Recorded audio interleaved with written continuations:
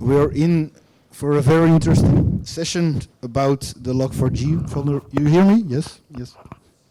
The Log4j vulnerability and the way Pieter and his team use Renovate, Tekton and ArgoCD to upgrade all third-party tools and to be very quick at it. They even fixed everything before the business asked about it. Pieter is one of our cloud automation engineers with lots and lots of knowledge about everything cloud. He's also our cloud competence center. And Pieter says here, likes to optimize development workflows from ideation until code running in production, CI/CD, fully automated CI/CD, and if it's worth done twice, it's worth automating. So without further ado, welcome Pieter, and the floor is yours. Yeah, thank you for the great introduction, Pieter. So today I will be talking about how you can use Renovate, Tekton and ArgoCD to make sure that all of your dependencies that you use and all of the third-party software that you include in your software projects is updated. So already got a great introduction from Pieter, so I can skip this one. The agenda for today is quite simple. I will first discuss why you would actually care about updating software. I hope that would be a bit more already known, but I will go over it anyway. What do you need to be able to do this? Then I will explain how you can do it specifically with the three tools I mentioned, Tekton, ArgoCD and Renovate. And then hopefully we have time to do the demo where I will show you how you can easily do this yourself. So first off, why should you care about updating your dependencies and updating the software you're using in your project? Well, using the latest features within your application is actually more important than you think, not just for us as developers, but also for the end users using your application. Studies showed, and especially the middle one I found really interesting, that 77% of people in the study, in this specific study, got frustrated with outdated technology that they had to use at work.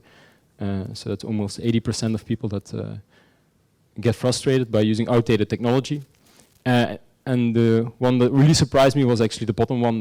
Nearly 70% of people in the study said that they would take a pay cut, so they would actually pay money out of their own pocket to get software that worked twice as well as the software and technology that they were using today.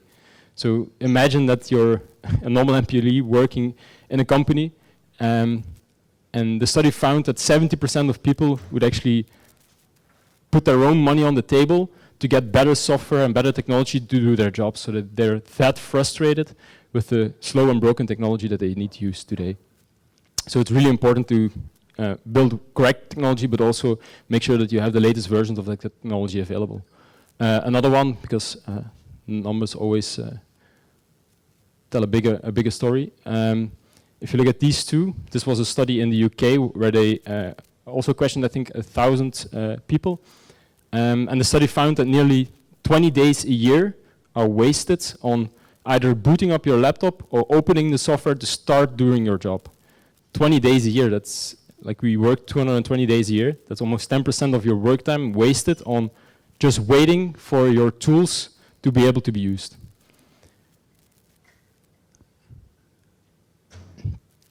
Another reason why keeping your dependencies up to date is it's not a question of if you have to update, but the question is when you have to update.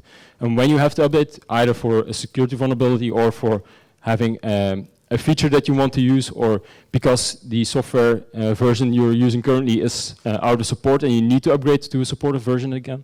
At some point you will have to update your software, and I think I don't need to explain to anybody that upgrading from 6.8.21, which this is a real life example for an Elasticsearch upgrade we did. Upgrading from this version to 8.0.1 is a lot more difficult than upgrading from version 8.0.0 to 8.0.1, of course. Having just a patch release is probably a 2-minute job, getting a pull request, reviewing and approving it, while doing this upgrade probably involves a lot of backing up, making sure that your system is still working and that nothing broke. It's highly unlikely that something didn't break here, while it's very unlikely that something did break here. So taking a lot of small steps the ladder analogy works here as well. Taking a lot of small steps regularly is a lot easier than doing big leaps every blue moon, or once in a blue moon. And then lastly, because security is always important, especially in software, OWASP actually creates a top 10 every few years. And in their 2017 top 10, they put outdated and components which had known vulnerabilities on line number, or number 9 on their list. Well, in 2021, and this is still pre-Log4Shell when this list came out. So I highly doubt that it stayed at 6 in the next one. They will probably move up a few places. But they actually found that security vulnerabilities and outdated components were actually number 6 on the list of most common security issues with software. And again, this was pre-Log4Shell, so I think after the Log4Shell issue that we saw last year, this will move up a few places as well. So upgrading components is not only necessary, but also inevitable.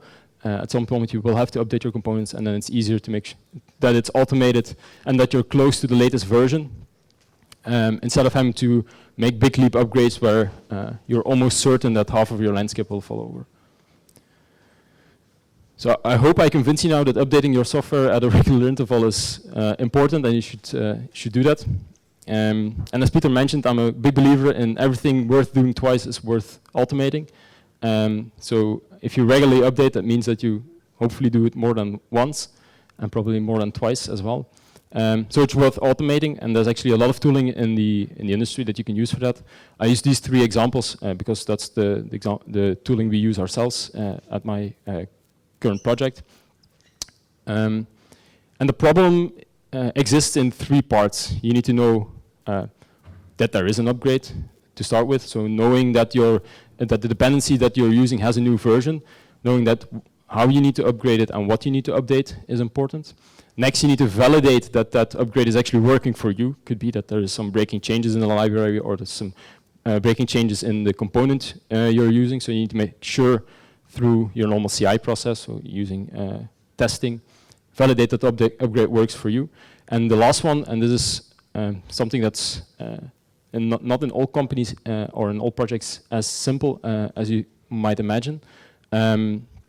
Getting that upgrade into production as well. And I explicitly mentioned production and not pre-production or your staging or development environment, because your most high value environment is your production environment. If you have a security vulnerability and you release the patch and it's deployed on everything except production, because production is heavily gated with all kinds of approval flows that you need to follow, or you have a quarterly or every 6 months release, then by definition your production environment is your most vulnerable environment because it has the most outdated software by definition. So making sure that you roll the update into production as well is key here. Now, how does this work? The process is actually very simple. You update the component, you make sure that your deployment information gets updated, and finally, again, you actually roll it into production, because again, the vulnerability is only fixed if it's fixed on production. So you want to include the rollout there as well. We'll start with the easy component first, or the easy step first. Updating the component, so updating a dependency or updating an application or updating software you're running. The process is the same for everything, but so I will just explain it with an example of a simple Java application. And a typical Java application nowadays exists in a source code repository somewhere. Sometimes it's GitHub, as in this example.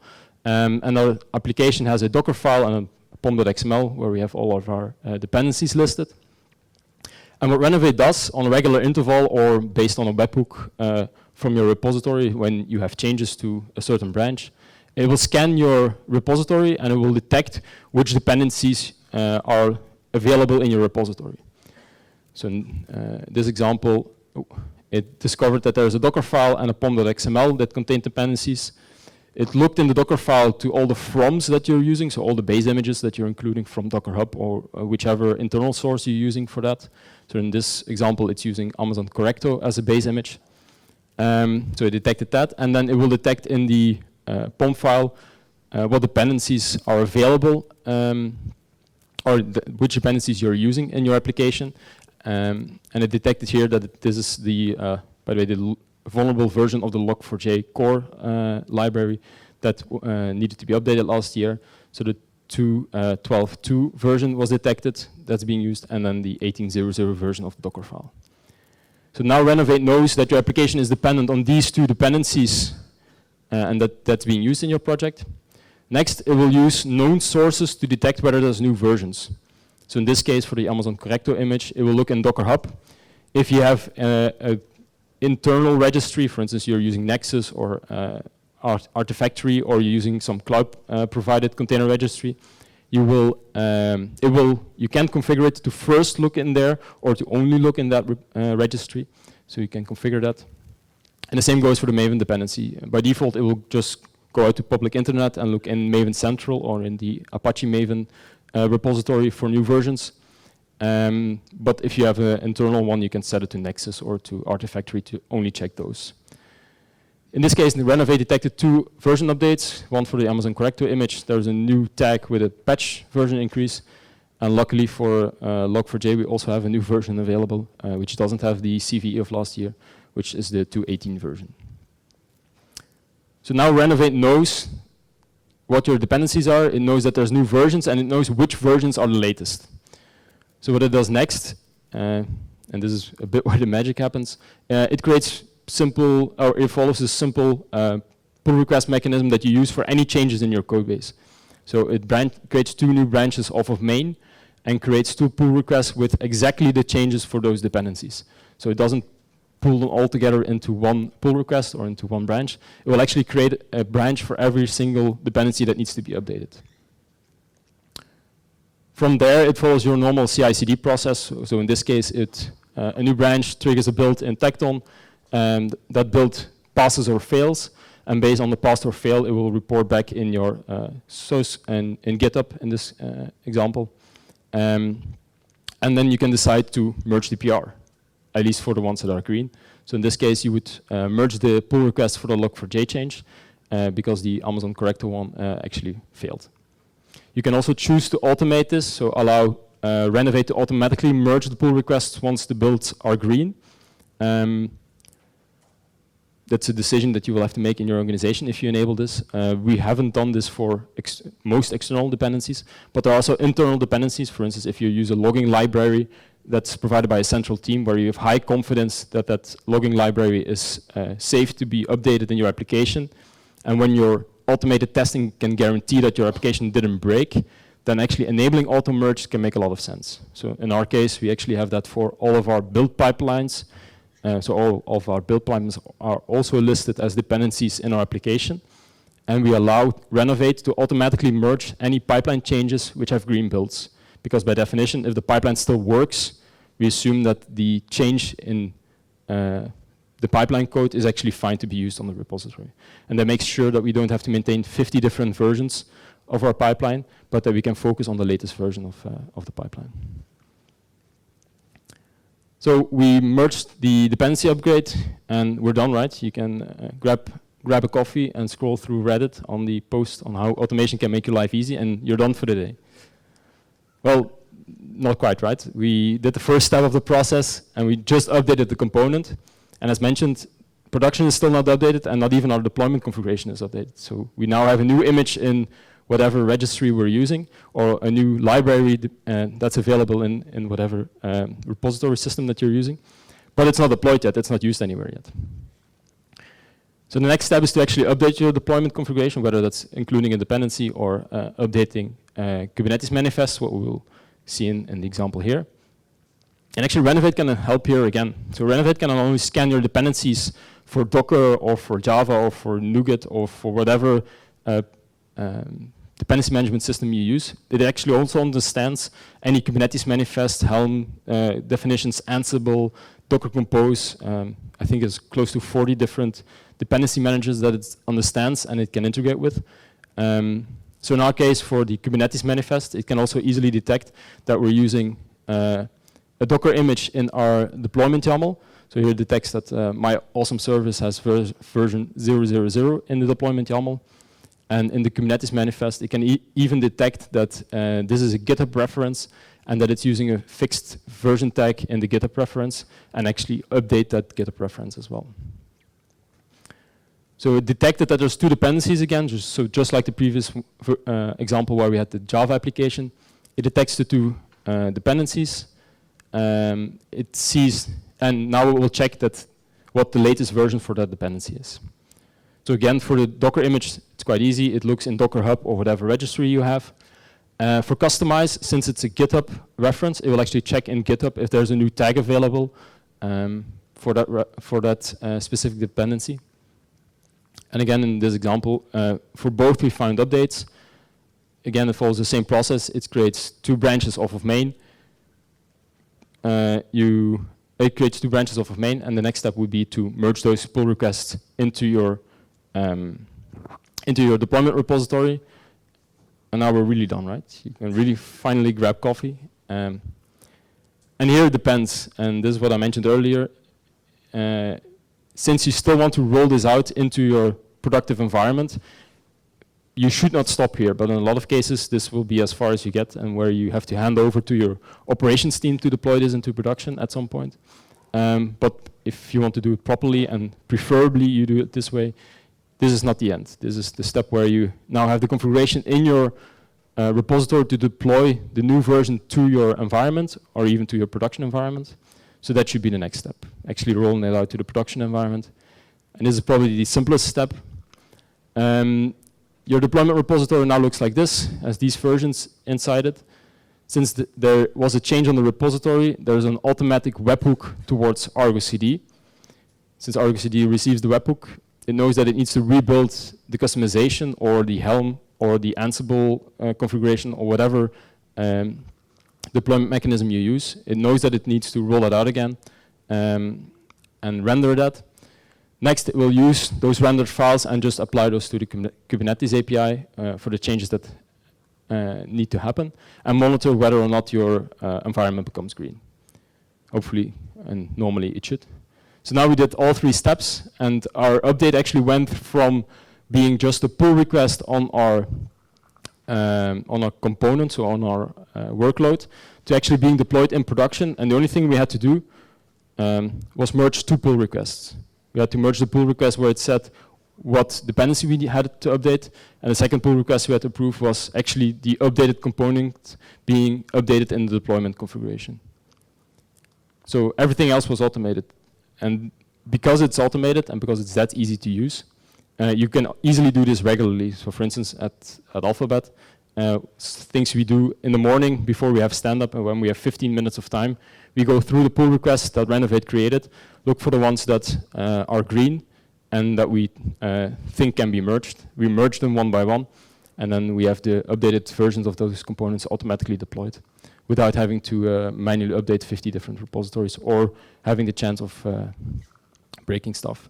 I will make one caveat here. It's really important, I will stress that again later, to have good automated testing. Without being sure that your dependency upgrade didn't break your actual application, there's no chance that you can automate this, because if you're not confident in automatically merging or accepting the pull requests, then there's no chance that you will do this regularly because it's too much effort. So making sure they have good automated testing and then automating this is key. So now it's demo time. So I will show you how this can be used in a real environment. The demo will also be available on, or the code for the demo will be available on GitHub later on. If the beamer is, yeah.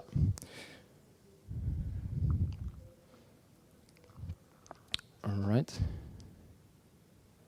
See, waiting for, I said it earlier, right? Waiting for applications to work. So this is a demo application I've deployed. So all of this runs in a Kubernetes cluster that's deployed on Microsoft Azure. Currently, it runs version, I'll make it a bit bigger, 148 in the cluster. So 148 of my application is running inside the cluster and is running as a Kubernetes cluster. If we look into the repository that houses the code for this application, we can see that there's no active pull requests now, so there's no hidden magic behind the curtains. And next I will now trigger Renovate. So it'll take a second. So normally you would automatically allow Renovate to run every hour or every 5 minutes or whatever time frame you decide.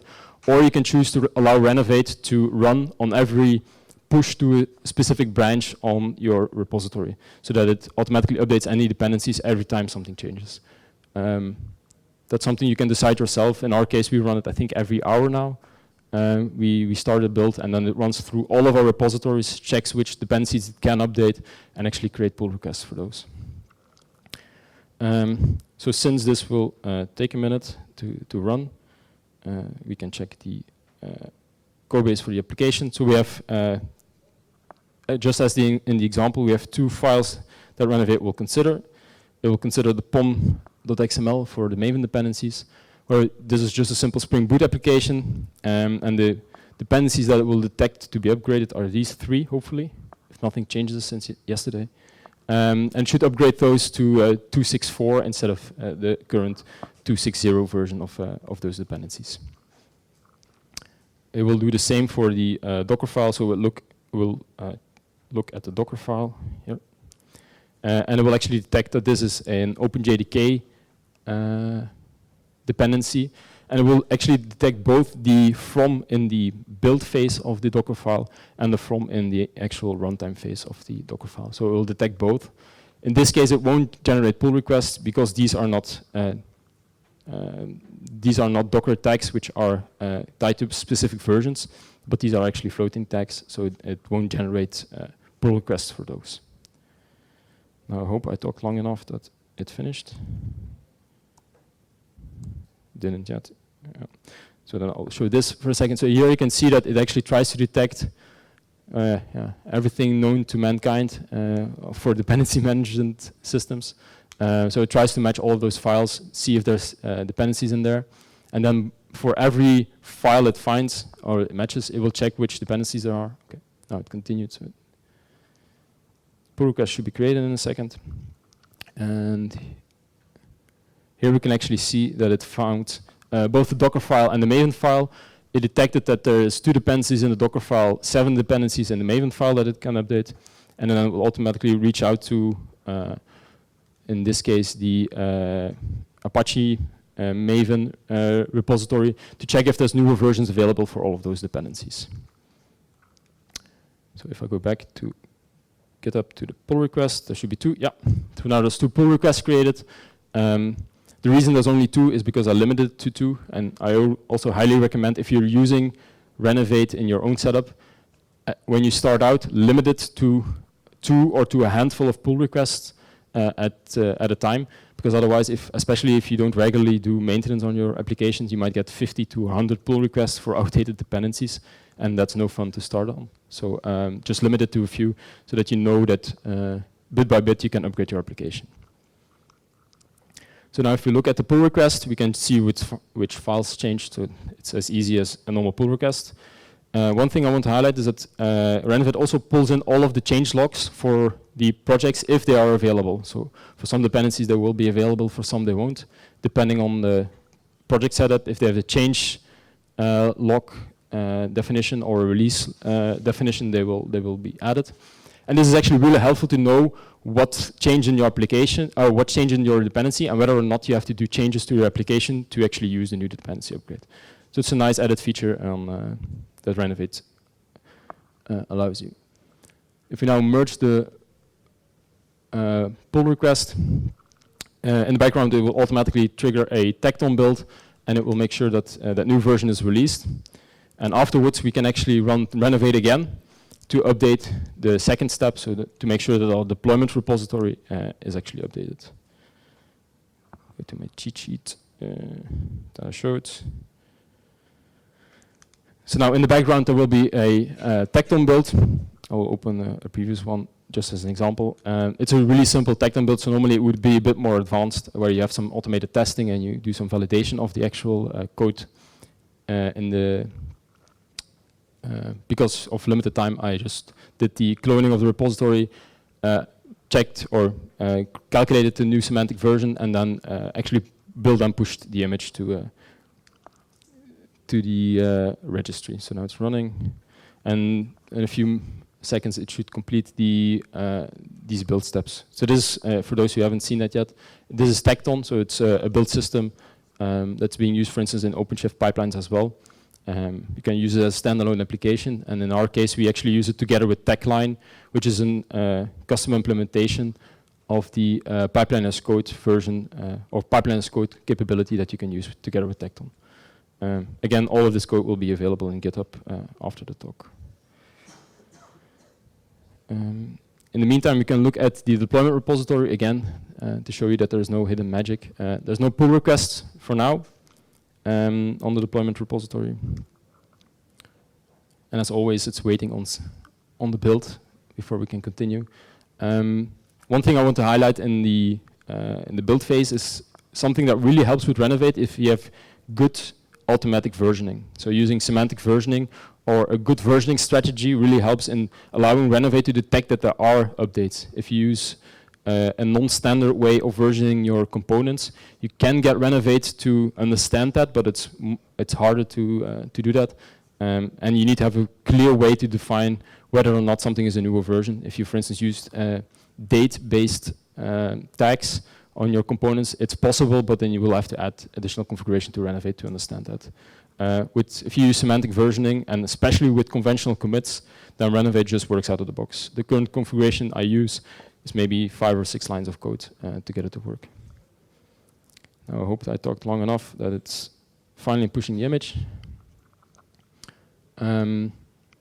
This in the background uses, by the way, Canico, which is also a really interesting project, which allows you to build Docker containers inside a Kubernetes cluster without having to open it up to all kinds of security vulnerabilities. So this runs just directly in the cluster and builds the image within a pod. So now it finally completed, so we can go to Renovate again. Again, normally this is automated, but in the interest of time, I will trigger a new build for it. And what it will do now in the background is again check out all of the repositories, again check all of the dependencies, and look up the changelogs for those. Let's quickly look at the deployment repository. Here, this one. So in the deployment repository, just like the example I showed in the slides, we have a customization setup where we have deployment manifest, all kinds of Kubernetes manifests, and then Renovate actually understands customize just like we'll do with Helm. If you use Helm with Helm value files, it's actually able to detect that you're using a version tag somewhere, and it will be able to automatically update that version tag. So I will show that in the deployment YAML. We don't specify a version specifically in the deployment YAML here. So here you can see we don't define one, which technically means latest, but we actually use the customized image override mechanism to make sure that that image is on the latest version. So for now, it's on 1.4.8. If everything goes well, there will be a pull request in a few seconds. That will put it on version 1.4.9. Since it will take half a minute, if there's a question, I will take one question now, and the others later, if there are any questions. Yeah. I can repeat the question as well. Yeah, but yeah, so my question is, can you configure Renovate to only find new dependencies within a minor version? Yeah. Okay. I actually have a slide about that later on, so I will come back to that. But yes, you can configure Renovate. I will spoil it a little bit. You can configure Renovate like you can configure your BMW car. You can pick any color you like, any type of rims you like. Almost anything, I will say almost, anything can be configured in Renovate. Yeah, so that's possible. You can tell it what to consider for updates. You can even tell it what sources it needs to consider, which files it needs to include or exclude. Yeah, it's one question worked. So now the build complete, we have a new pull request, where again we can see what changes there are. It follows the normal pull request mechanism. If I would have set up change logs for the repository, these would be included automatically here as well. I didn't, so we don't see that, but we see which updates it will do. And I will quickly open up ArgoCD before I hit merge, because it's really fast. Otherwise, you might miss it. So if I merge this pull request now, ArgoCD gets the webhook. Yeah, and I was in time. So now it's refreshing, so it's rebuilding the customization. It says out of sync, and it actually applied the changes now to the cluster. And it already started rolling out the new version, so it's deploying a new pod in the regular fashion that you do within Kubernetes. So if I go back to my pod overview for the Java demo application, you'll see that the first pod is now, make that a bit bigger. First pod is now deployed. It's a Spring Boot application, so it takes a second to get started. And once the application becomes healthy, we'll actually see that it will be available on our public endpoint. Normally it takes about, 40 seconds. If I now go back to our first application, you will see that we have both versions available. So version 4.8 is available and 4.9, because we have one pod that's already updated and the other one is still being rolled out, and the load balancer round robins over the two pods. Once the other one, now it's 40 seconds, we will see that both workloads will actually return the 149 version mark. Next time I will take faster starting pods. It should be available in a few more seconds. It's really 40 seconds on the dot. And now we see that we only get the 149 pod. Both pods you can see here are actually updated now. So we updated our dependency, we updated our deployment manifest, and actually rolled that right into production. So the demo application is now updated with the new version and doesn't have the security vulnerability anymore.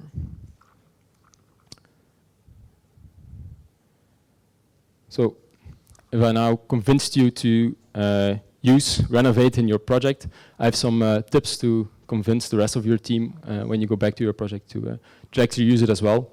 One important thing is start small, take baby steps, because enabling Renovate across all of your landscape and generating 2,000 pull requests and making everybody's life hard because there's now 100 pull requests where you need to search which one is yours isn't fun. So start small and just start by informing teams about updates. Just create a pull request and allow them to decide when they want to merge it and how they want to merge it, and if they want to merge it at all. It could be that there is some reason that they don't want to update a certain dependency to a new version.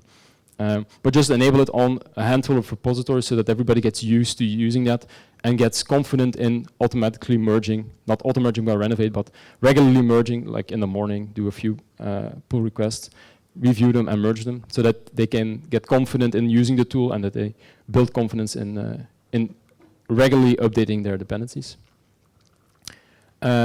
This is a bit hinting towards the question that Olivia asked. You can also build confidence in different update sources. So don't enable all of the update sources at once, but maybe start with just updating stuff that comes from your internal resources. So for instance, if you have, again, the logging library is a good example. Using shared pipelines is a good example. Those are components that have a high chance of being usable within your project because they're 9 times out of 10 either specifically designed for your project or they probably work with your project because they developed internally. So enable those update sources first, and then afterwards enable Maven Central and Docker Hub to pull in external dependencies as well. Another tip I can give is start with low impact components. So for instance, start with an application which is maybe only used internally or only used by a handful of end users so that you can get confident in using Renovate and what the mechanism looks like, how it works. And then later on move on to the components that are actually your bread and butter. And last one, I cannot stress this enough, I've mentioned it a couple of times already, limit the amount of pull requests or concurrent updates you allow Renovate to do, because if you spam repositories with 100 pull requests where you updated 102 different dependencies, then nobody will care about the dependencies anymore. They will just filter them out and not accept them. If you do them bit by bit, maybe 2, 3, 5 at a time, where it's easy to see what changed and merge them quickly, then people will be more inclined to accept those changes and accept the pull requests and actually merge them as well. I already hinted towards this, and this is actually the answer to Olivier's question.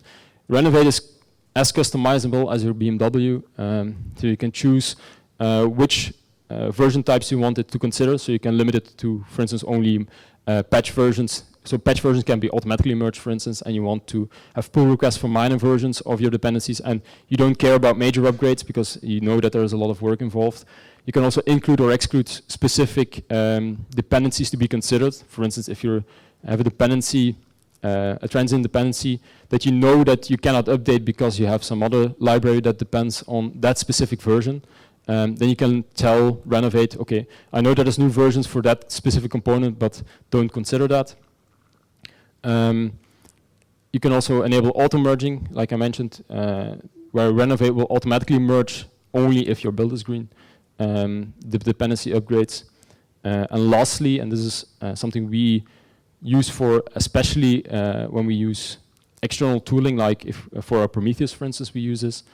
You can also extend Renovate easily with just simple Bash or PowerShell scripts in your repository, where you can make sure that you integrate different parts of your dependency system that Renovate doesn't know about. For instance, we pull in Kubernetes manifests from GitHub directly. We can tell Renovate to update those as well, and not just update the Docker image tag, but also download the new deployment information directly from GitHub instead of having to manually add that into the pull request. Almost there. Some things that are nice to haves in our in your Renovate setup and make your life a lot easier, but are not required. Like I mentioned already, using conventional commits or at least some decent semantic versioning helps a lot because it makes the configuration in Renovate super easy. Having good automated testing should be a no-brainer for every project, but we see this time and time again that it's not the case, and especially if you want to have a high level of confidence with Renovate, there's no way around it than to just have decent automated testing. If you don't have decent automated testing, there's very little chance that you will become confident on automatically merging your dependency upgrades because they will break your application from time to time. And if you don't have the build to rely on to make sure that your application didn't break with the new dependency upgrade, then there's a high chance that people won't upgrade at all anymore and just leave the pull requests unmerged. And lastly, and this is not, again, not specifically for Renovate, but this makes a lot of sense in the rolling out of these dependencies, especially with security vulnerabilities like we saw with Log4Shell last year. Your production environment should be the environment that you care about most, and that's for most companies that is the case. But it's always the last or second to last environment to be updated with newer versions of your software, and with security vulnerabilities in your dependencies. We should be really fast in getting those security vulnerabilities fixed on a production environment, because that's the environment that's most vulnerable. That's mostly the ones that are exposed to public internet. Those are the ones that will be targeted by hackers to get advantages. So those should be the ones that we update actually most frequently, but in most cases we update least frequent. So having a clear deployment process, and preferably automated and using configuration as code, are key here. Because if you want to do it regularly and you want to do it consistently without having a lot of risk involved, it should be automated and it should be configuration as code, because that way you can test it on a test system and roll that out through the different stages all the way into production without having to block it for 4 months because you need to wait for the next release. The slides are available on this link. I will share that on LinkedIn or Twitter later on anyway. And these are some interesting projects if you want more information. The code for the demo I showed you is on GitHub as well. That will be under this link. And I just want to highlight the Techline project, which is the project to run Tekton pipelines inside a cluster as configuration pipeline as code inside Tekton. And this is something that was actually developed by a colleague at Alphabet who's here today, that we use heavily to make sure that you can actually run your Tekton pipelines decently inside Kubernetes, because normally with the Tekton setup it's a bit hit or miss where you need to put your pipelines. By using Techline, you can just, like the Jenkins file, you can put it in your repository and just use it directly. Very last slide, I promise. In the new world, it's not the big fish anymore that eats the small fish, it's the fast fish that eats the slow fish. Yes, I said it without mistakes.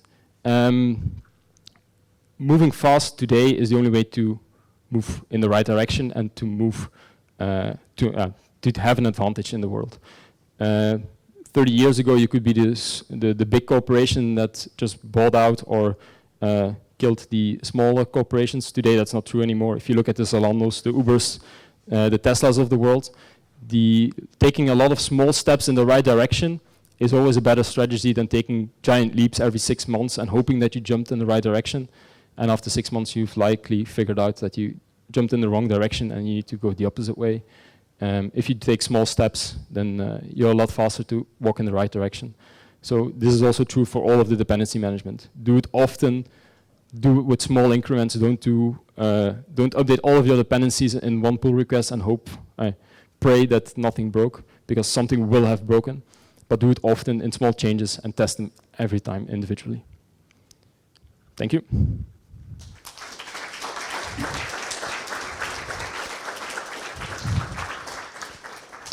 Any questions for Pieter?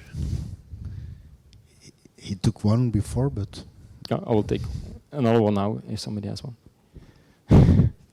But that's cheating, she knows a lot.